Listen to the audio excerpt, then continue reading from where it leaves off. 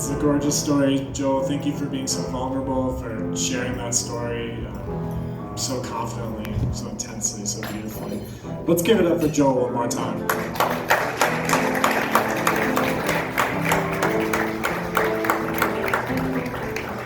All right, keep those claps going as we welcome Pria Acharya to the stage.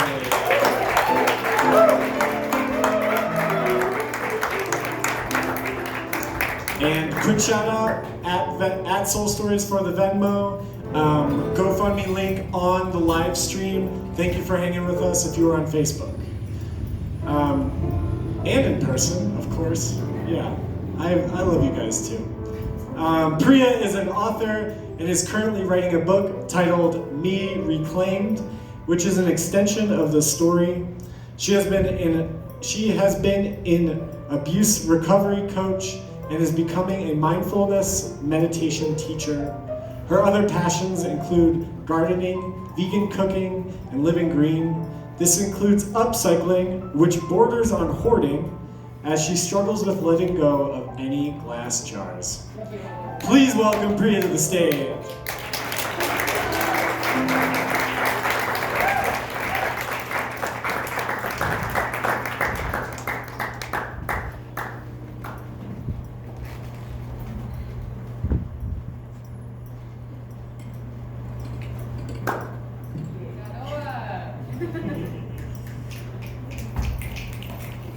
It's been 30 years since I spoke in front of an audience, but I just completed my first colonoscopy as a result of turning 50. I struggled through imagining my death if I didn't wake up. So I figured if I could do that, I could do this. Is it weird to think your colonoscopy doctor is cute with a charming smile? And you want to tell him, hey, there are more attractive parts of me to explore. My fearful thoughts got interrupted by my attraction thoughts. I dreaded the invasive procedure and survived. If I could survive that level of physical vulnerability, maybe I could survive this very personal storytelling performance with a mental, emotional, vulnerable display of my guts. Welcome to my shit show. I've known of a desire to express myself since winning an essay contest in elementary school. This grew into original oratory competitions, theater, running an Indian community radio program in high school, being a writer for the college paper, and writing promotions for Fox TV, my first job after college with writing and psychology degrees. Creativity became an outlet I craved. I needed to express myself and be heard. This growing need may have arisen from a family, especially my mother, who seemed to not hear or see me. I felt like a misfit. Any attempts to be noticed were condemned. My mother forbid me to spend the night at friends' houses, go to parties or concerts because of all the drugs everywhere. Doing those things would mean I was becoming a dreaded American, and we can't have that. Forget being a letter girl because of the small skirts they wear. I needed to learn how to be not only a good Indian girl, but a good Brahmin Indian girl of the priestly upper class. If I dared to ask permission to do anything, my mother would tell me my older siblings didn't ask to do those things, so I eventually stopped asking for anything because asking was bad too. In fact, smiling and laughing is bad, as my mother pointed out when she caught me joyfully singing along to Careless Whisper with a friend. How dare I laugh while my poor father was working for us in another state? It became clear I could not belong or fit in with my family. Honoring my interests disappointed them and kept me from being one of them. I tried to observe the unspoken rules in my family to figure out the script to get my family's approval, be seen and validated. From the institution of my original family, I extended this need to fit in and belong to the institution of marriage. I was committed, loyal, and devoted to my husband, our marriage, and daughter. I wanted her to know the stability of family. We were a unit. Much of what I thought and felt involved them. My expectations of myself were very intertwined with perceived expectations from them. When my husband said he would stop his drug and alcohol addiction, would help with parenting, running our home, and have intimacy, I gave him the benefit of the doubt. I reminded myself of my loyalty and strength. I can and have endured. When my needs to be seen, heard, and cared for got ignored, I convinced myself that I could be strong enough to ignore these basic needs too. I became confused if that was strength or self-harm. How much does the self matter in marriage and a family unit? I regularly sacrificed myself on the altar of the collective. I'm not sure who expected that of me, whether it was me, my husband, or the societal script for staying in a marriage no matter what as a good woman. I had gone from trying to be a good girl to a good woman. I just didn't know what that meant for me. Each time I sacrificed and abandoned myself by conforming, I lost another piece of me. I had been preoccupied with learning and understanding others' expectations and trying to be pleasing. No was not part of my vocabulary. I kept giving when there was nothing left to give from and becoming empty. I felt confused about where I began and ended. I couldn't see or hear me anymore. I needed to face and learn about myself, a journey that has no end.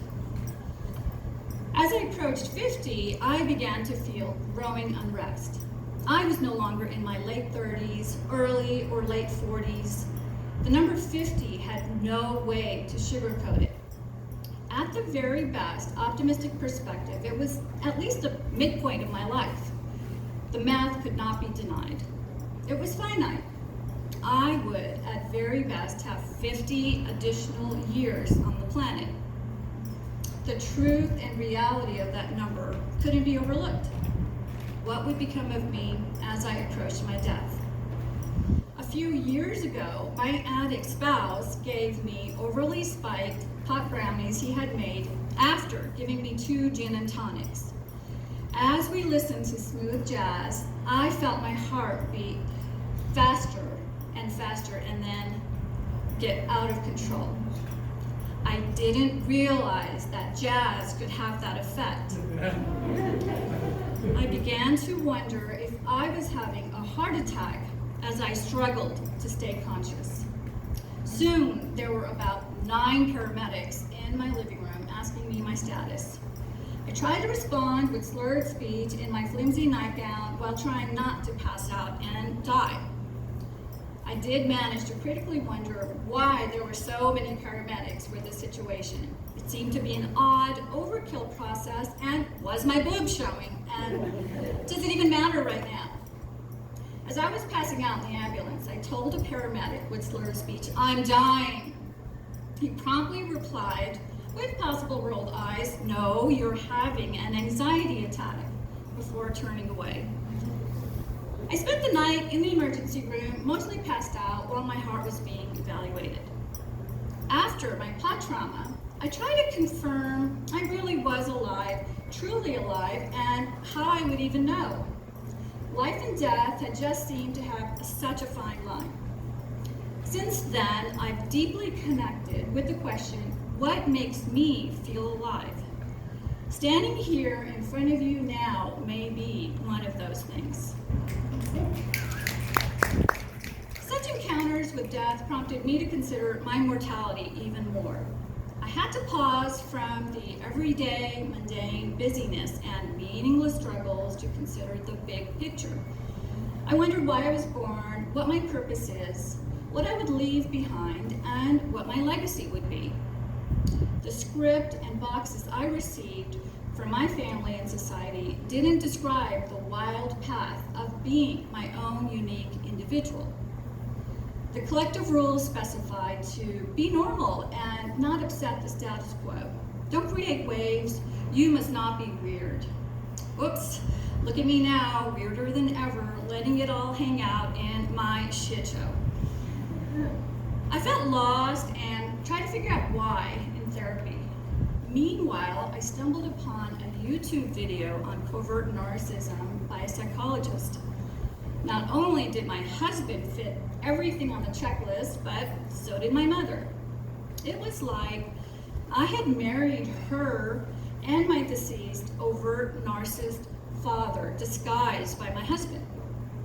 With repetition compulsion, I was blindly continuing the same role I had with my pathological parents while being family scapegoat. The doormat role included trying to get approval from people who would never provide it. While separated in the home, giving me a silent treatment for 7 months, my husband responded to my attempt to communicate by telling me to go find someone emotionally available. Will do, honey. I painfully realized and accepted that he didn't see value or love me at any level. My daughter couldn't grow up with this sad example of a marriage and repeat it for herself. I had abandoned myself, and my husband had encouraged me to leave and lose myself. How can that be love? I couldn't approach 50 and eventual death with someone who wouldn't and couldn't love me. I need to find me at all the places I left her behind. I stepped outside the expectations from me, from him, from the collective. In fall of 2016, I took a spiritual writing class with Jeff Brown, which became pivotal in choosing to divorce my covert narc husband and let go of my covert narc mother. Instead, I chose to focus on healing from these damaging relationships instead. I chose to be alone, for real. And now, I can begin to see me. Hello, me. I'm here, and I'll reclaim me. I've embarked on my recovery and have been guiding and coaching others to do the same. This concludes my shit show. It seems I'm breathing and somehow managed to survive this. Perhaps I can now survive anything. Thank you.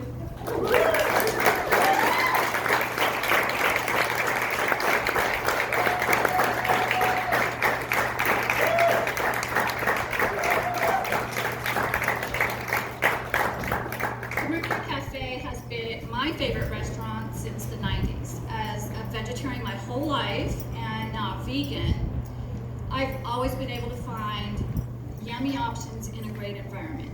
And Marilyn has been my hero. Please donate.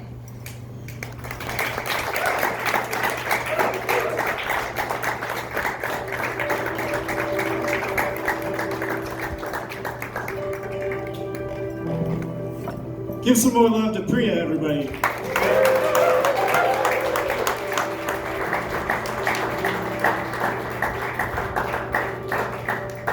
Whew. We arrived. We're at the final storyteller of the night.